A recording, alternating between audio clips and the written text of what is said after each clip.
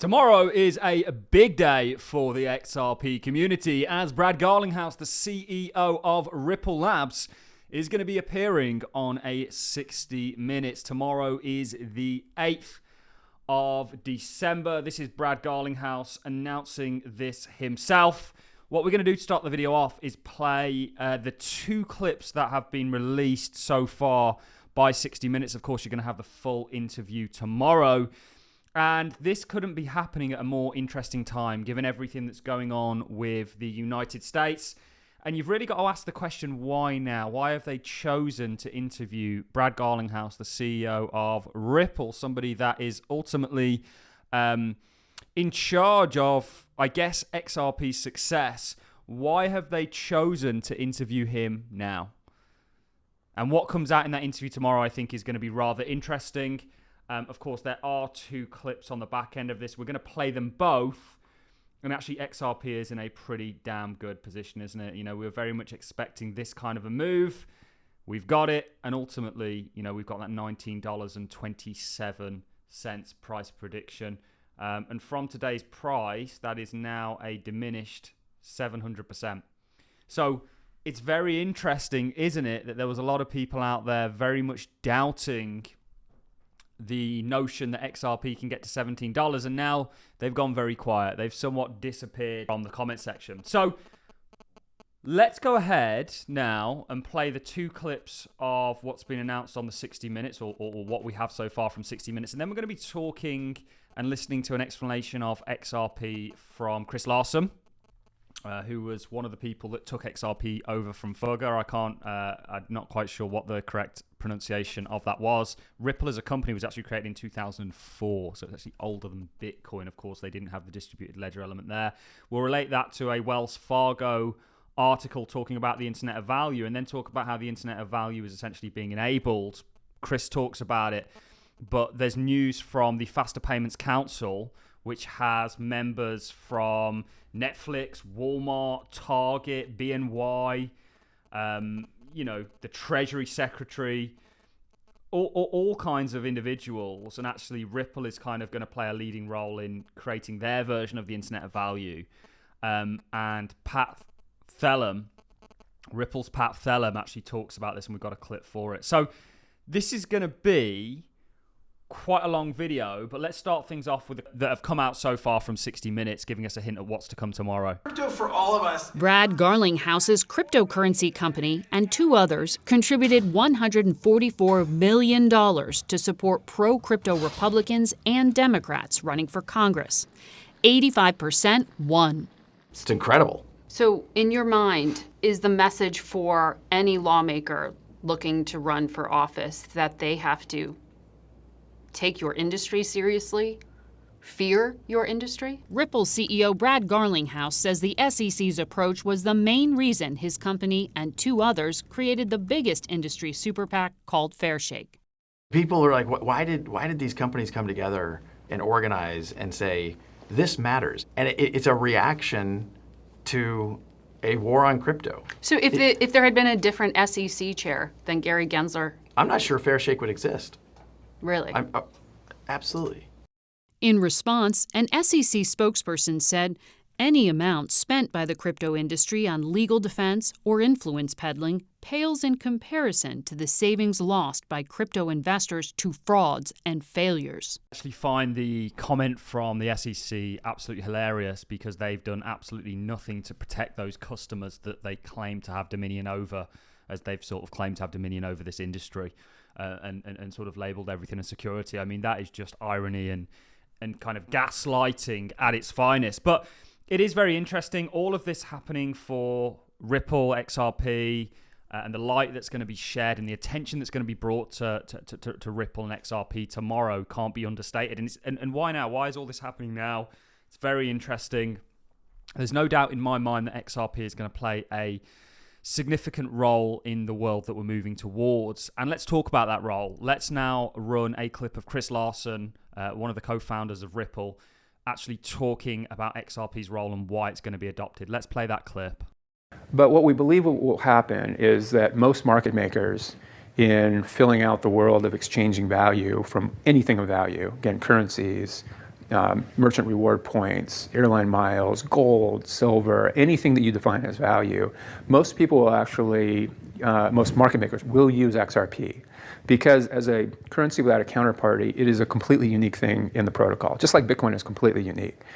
So again, our view of why math-based currencies are so valuable isn't necessarily that they replace existing currencies, it's just that they have a very unique feature in that they have no counterparty. So the whole world, the world only has to think about one thing when it comes to Bitcoin or Ripple, is the price in any microsecond in time. You never have to think about the counterparty risks. It turns out that is a completely unique thing that's never existed before. It's Chris talking about the sort of internet of value that Ripple is going to play a central role in and is positioned to do so.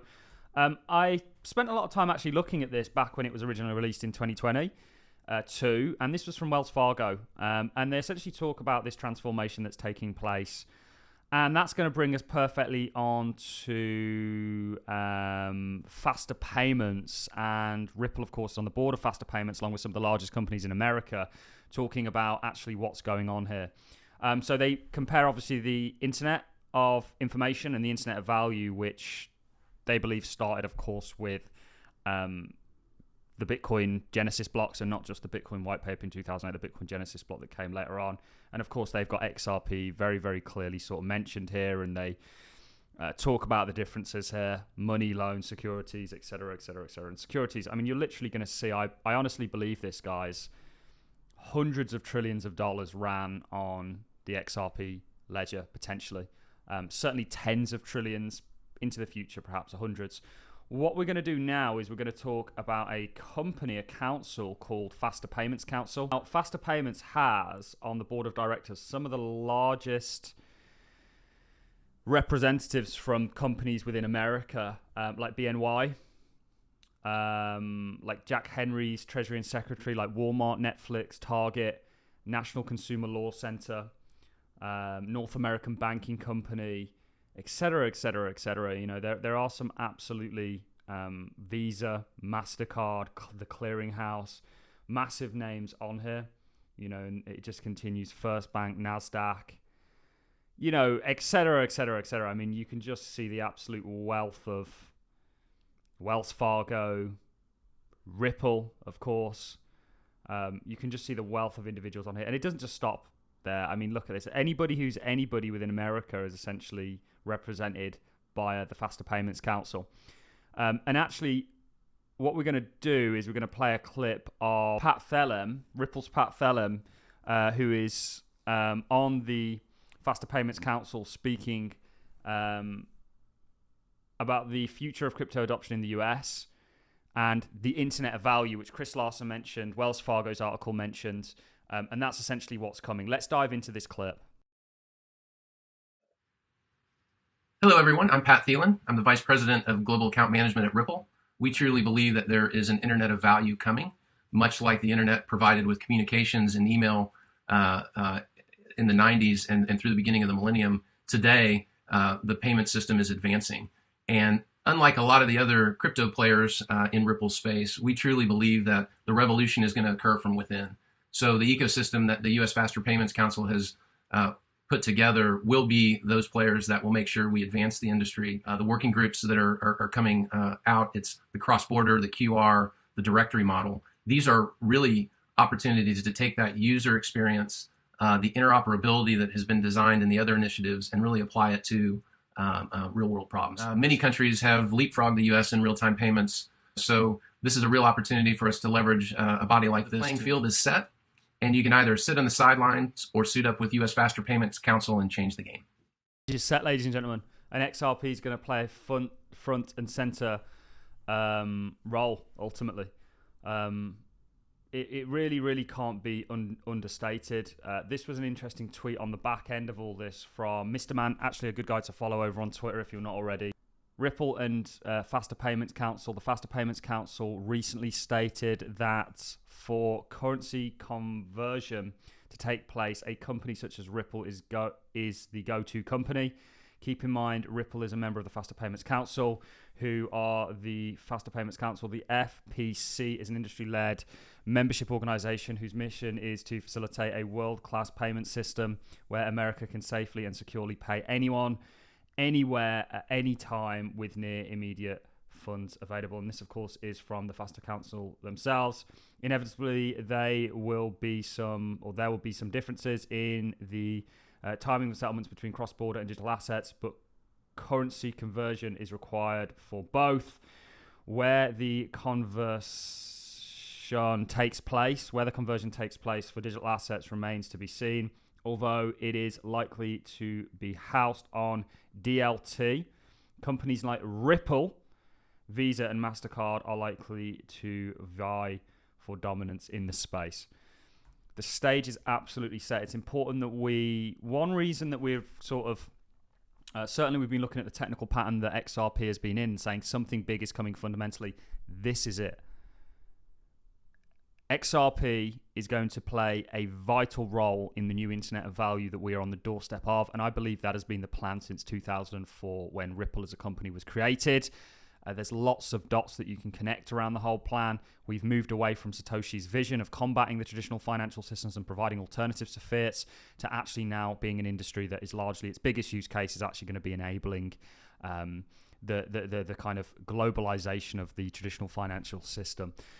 So that is really it from me, guys. I hope you enjoyed this video. Very interesting one, isn't it? We wanted to tie in the 60 days thing or the 60 days. 60 days is a prison documentary. We wanted to tie in the 60 Minutes interview that's going to come out tomorrow, and that's very relevant. It's going to really shine the spotlight on things, but also talk about actually fundamentally there's still people out there that are asleep to what role XRP is going to play in, and the beautiful thing is we get to invest in that future. It's not all going to be good, but certainly a technology that's going to play a fundamental role in the future. And when you look at actually the amount of people that own XRP compared to the XRP out there, it's something like 1-2% of XRP is actually owned by retail. So take from that what you will. That's it from me, ladies and gentlemen. I'm going to love and leave you on that note. Thanks a lot for watching, and I'll see you all in the next one.